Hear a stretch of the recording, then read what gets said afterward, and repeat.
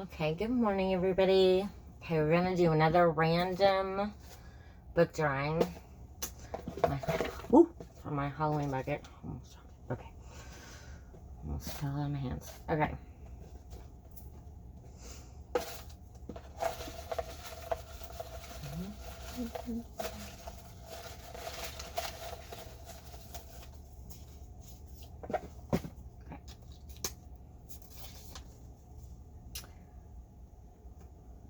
Portraits. Dancing through the fire.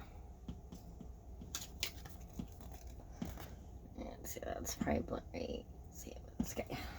Okay. Okay. Let's see if I can find it. Here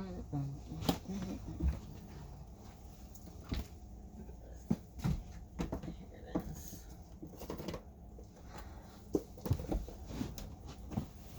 Oh, okay.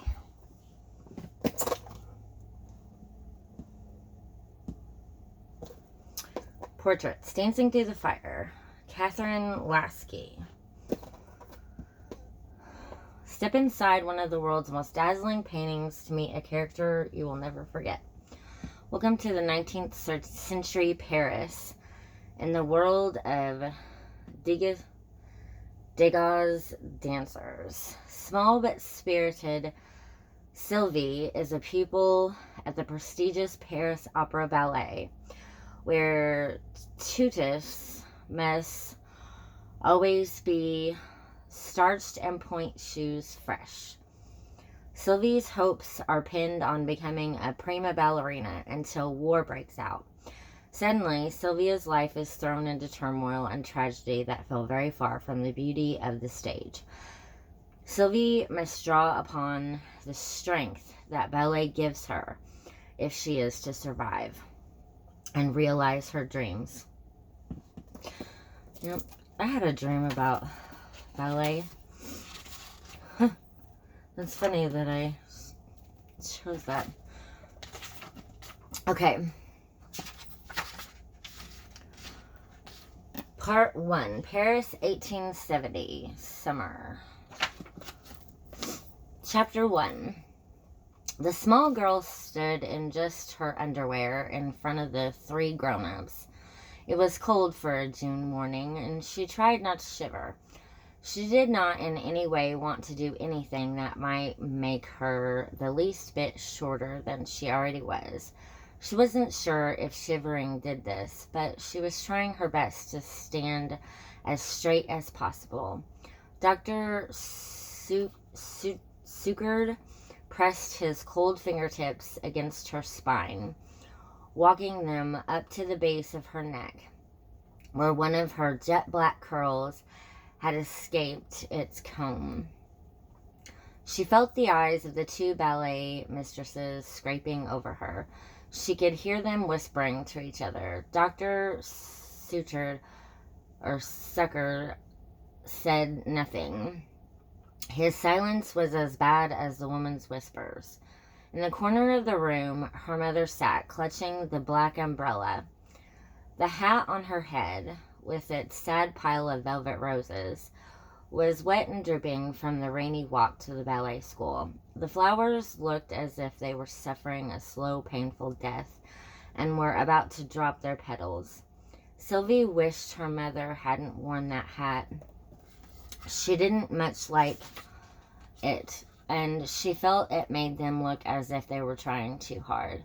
Trying like Madame Duboc, the most meddlesome mother in the world. She was always pushing her two daughters in front of the teachers, always ambushing the danseuses, étoiles, the stars, trying to flatter them. But of course, if one was a petit rat, that was all life was about. Yes, Little Rats was the name for these youngest pupils of the Paris Opera Ballet. And wasn't she, Sylvie herself, trying right now to somehow miraculously gain those 3/4 of an inch that teased and taunted and eluded her. For it was only 3/4 of an inch that stood between Sylvie's Bertrand and advancement to the next level. She would then not be simply a little rat, a student, but a true member of the company. At 4 feet 11 and 1/4 inches, however, Sylvie was simply too short for even the quadrille, the lowest level of the 5 ranks of the Paris Opera Ballet. The first part of the examination had been the easiest. This she felt she had done well. She saw the 2 ballet mistresses nodding as they watched her arm lifts. The port de bras. The trick was that she must not appear as if she were lifting her arms, but that they were simply, almost magically, floating up as effortlessly as a downy feather on a billow of wind. She was also turned out in her tendus, the leg extensions from which much could be told about a dancer's abilities. And she had moved across the floor on a diagonal, stringing together elegant series of pirouettes. But now, when she had to stand perfectly still, she felt she had failed. The doctor stopped pressing on her spine. He walked over to where the mesdames sat. Sylvie dared not look at the threesome, but she knew her mother's eyes were tracking them. Then one of the ballet mistresses, Madame Theodore, stood up. She adjusted the spectacles on her long, bony nose. She turned to Sylvia's mother, Madame Bertrand, although Sylvia did not need to hear the rest. The word although told the entire story. And now she must go to class and pretend as if nothing had happened. This would be the hardest part, especially since Madame Theodore herself was teaching the class. So, Isabelle, Sylvia's best friend, asked as Sylvie took her place at the bar in the rather dim and faded classroom. It was raining outside, and there was no sun to shine through the tall arched windows. Tears brimmed in Sylvia's eyes. She took her head and looked down. Isabelle reached out and touched her shoulder. There was not much she could say. There were absolutely no comforting words for a dancer who failed to be advanced. Isabelle herself had succeeded, but was still required to take classes in the lower level. 3/4 of an inch, Isabelle. That is all I need. But Sylvie, at least it is not like what happened with Marisol. She was tall enough, but has no technique. She failed because she was sloppy. That would be worse. But she can now improve, Sylvie said in a hoarse whisper. But you will grow, Sylvie. I hope so. But her voice had not a trace of hope. Madame Theodore entered the classroom. She tapped sharply on the floor with the tallest stick, and she carried to mark the counts. The violinist struck up the first chords of a Bach prelude. The rain continued to drum down on the windows until the panes appeared glazed with water, and the room seemed to fill with shadows. Remnants of gilt and discolored marble yielded hints of a past grandeur. The quiet opening notes of Bach peace seemed almost suspended in the air as the young girls began their bar exercises.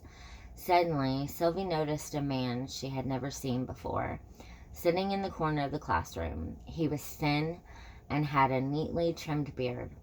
His tall silk hat rested on the floor beside him, and he had a sketch pad on his lap.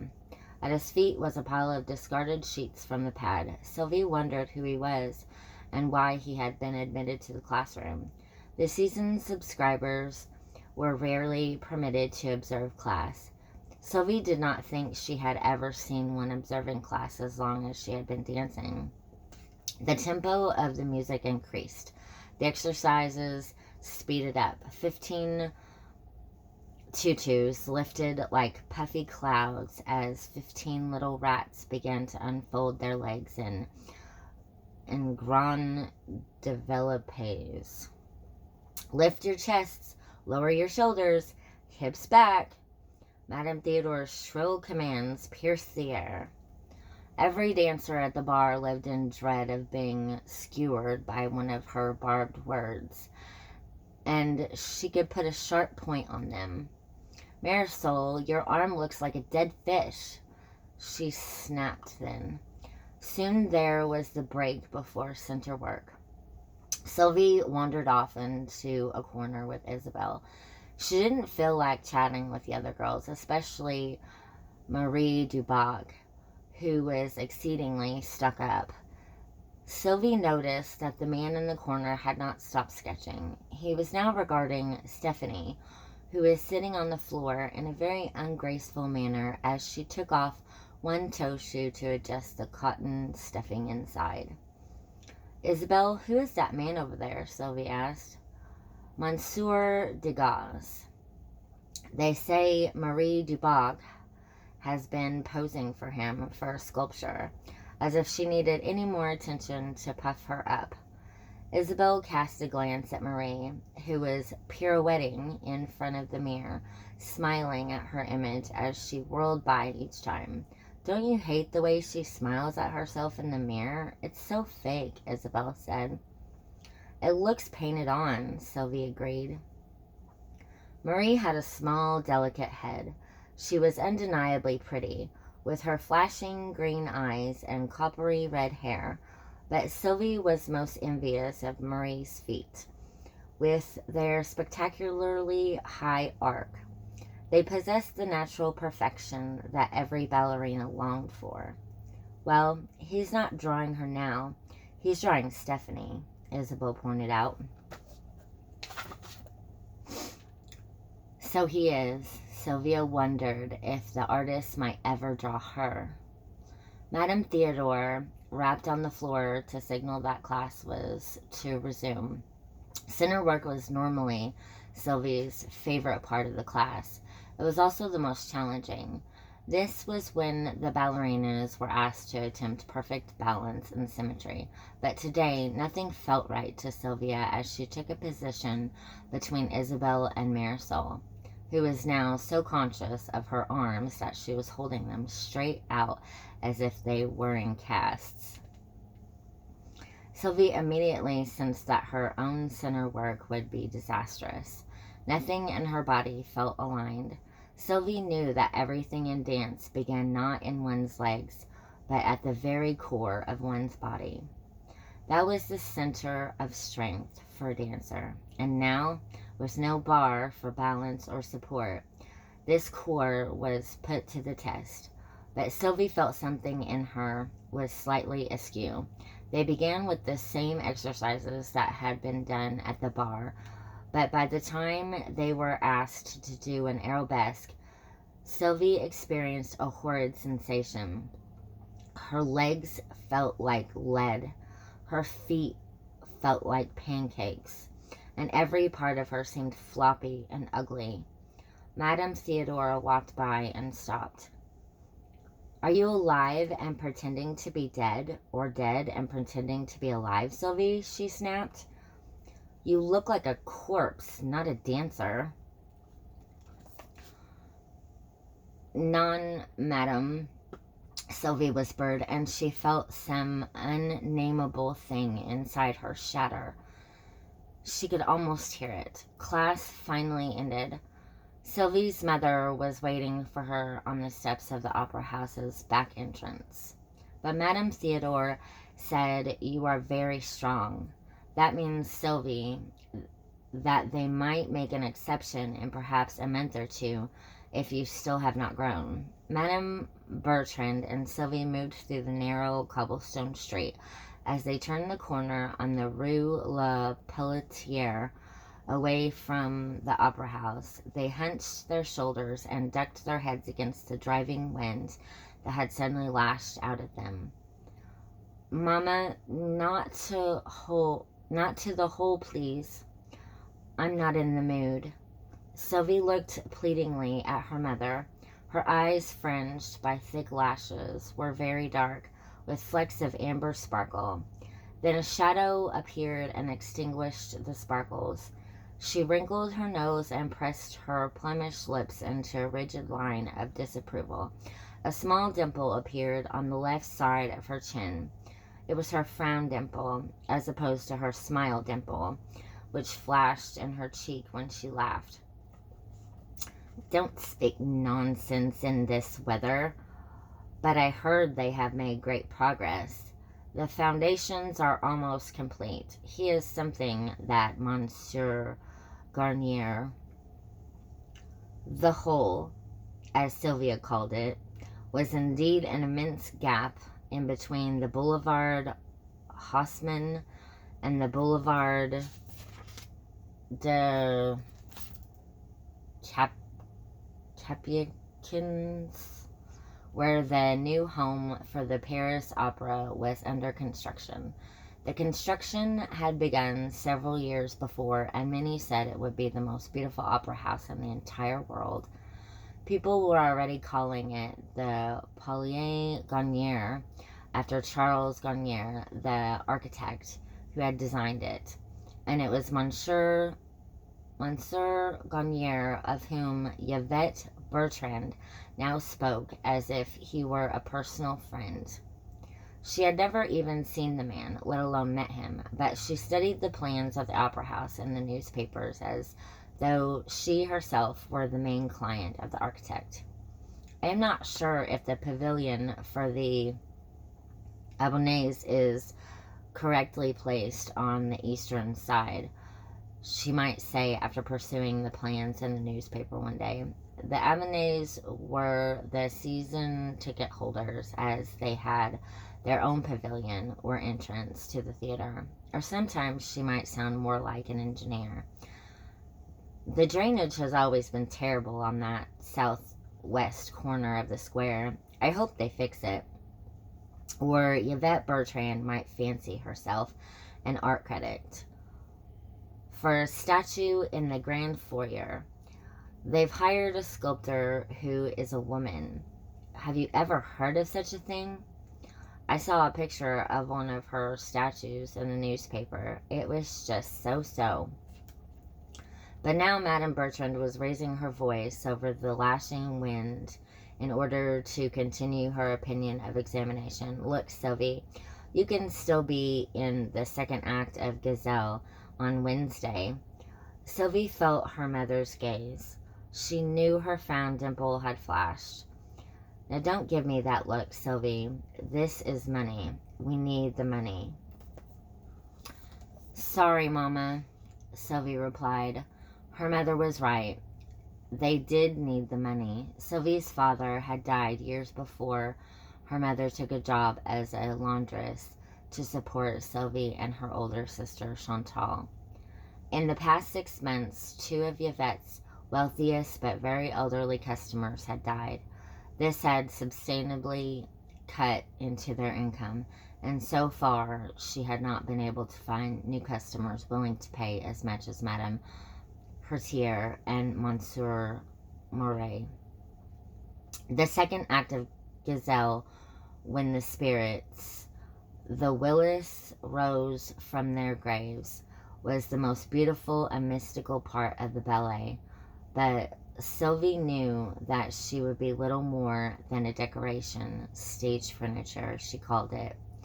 In certain ballets, the little rats were often put on stage and functioned more like scenery than actual dancers. Had she been advanced to the second level, she could have been in the village scene as one of the throngs of vanes winding through the street. It did not require much dancing, but at least she could move, instead of standing in one place for 20 minutes, as rooted as a tree. But Mama, Sylvie complained, the measuring stick at the school said I was not even 4 feet 11 and a quarter inches, and when we measure at home it says definitely that I am 4 feet 11 and a quarter. Sylvie dear, when we measure you at home, we stand you on the warped kitchen floor and make a mark against the door. It can never be as accurate as the measuring instruments at the ballet school. Madame Bertrand stopped short. Just take a look at the building where we live. There's not a straight line in it. See how it leans? They had just turned into Rue Saint Martin. Sylvie observed that the apartment building they lived in did in fact lean, like an old man on a cane. Sylvie could never understand how a building made of stone could tilt, but her mother had told her it had something to do with the foundation and where they lived in Paris. La Marais, which meant swamp. Yes, their neighborhood had once been a swamp, which explained why the foundation settled and buildings tipped. Theirs was not the only crooked one in La Marais. Madame Bertrand squeezed her daughter's hand. Try not to worry, Sylvie. They do not always stick to the rules about height. I will go to Monsieur Perrault and discuss the possibility. Then in a month or two, if you still haven't grown, you might be considered because of your strength for advancement. No, Mama, that would be too embarrassing. Why would it be embarrassing? That would be like Madame Dubac. Sylvie, I am nothing like Madame Dubac, and you know it. But Monsieur Perrault, Sylvie sighed, unable to find the right words to explain her objections. It's just, Mama. Just what? He is the master teacher. He is the one who can make the final decisions. And you are a hard worker, Sylvie. Everyone knows that. They turned into the small courtyard that led to the door of their building. I must go see Madame Tattoo. Sylvie's mother nodded toward the doorway of their landlady, and pay her what I owe for rent. Maybe she has some mending for me to do. You go upstairs and put the kettle on. She handed Sylvie the large brass key. Sylvie took it and bounded up the stairs. She would measure herself against the door once more, just to be sure. As she ran up the 4 flights of stairs, she wondered if it was sinful to pray for 3 quarters. Just 3/4 inches. 3 measly quarters, she thought. Lord, haven't people prayed for worse? Okay, that's chapter 1 of Dancing Through the Fire.